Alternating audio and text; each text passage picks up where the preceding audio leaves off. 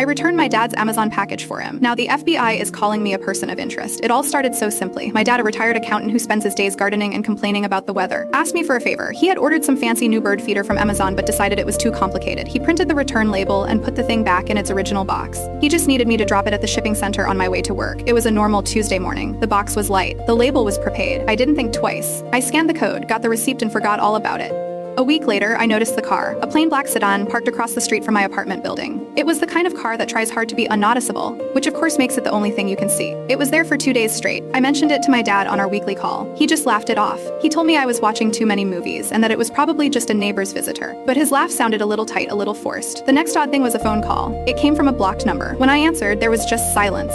Not the dead air of a drop call, but a strange, hollow silence. Like someone was on the other end, just listening. I said hello twice, then hung up, a cold feeling creeping up my spine. I tried to convince myself it was just a telemarketer with a bad connection. But the feeling of being watched, of being listened to, was getting harder to ignore. Then they came to my office. 2 of them, a man and a woman dressed in sharp, forgettable suits. They didn't flash badges like in the movies. They just introduced themselves quietly as federal agents and asked if we could talk somewhere private. In a small conference room, they showed me a picture. It was the Amazon box, the one I returned for my dad. The agent, a woman with tired eyes, asked me to walk her through the return step by step. Where did I get the package? Who sealed it? Which exact drop-off location did I use? I answered everything honestly, my voice shaking slightly. Then the male agent slid another photo across the table. It was of a man I had never seen before, looking nervous at an airport security line. He told me this man had picked up my dad's package from a different location an hour after I dropped it off, and that the bird feeder I thought I was returning was actually a highly sophisticated piece of encrypted communication hardware. That's when he used the phrase. He said until they could figure out my role in all this. I was officially a person of interest. I drove to my dad's house that night in a daze. The black sedan was gone from my street, but I felt like 1,000 eyes were on me. I found my dad in his study. Looking at old photo albums, I didn't even say hello. I just put the agent's business card on his desk and asked him what was going on. For a long time, he just stared at the card.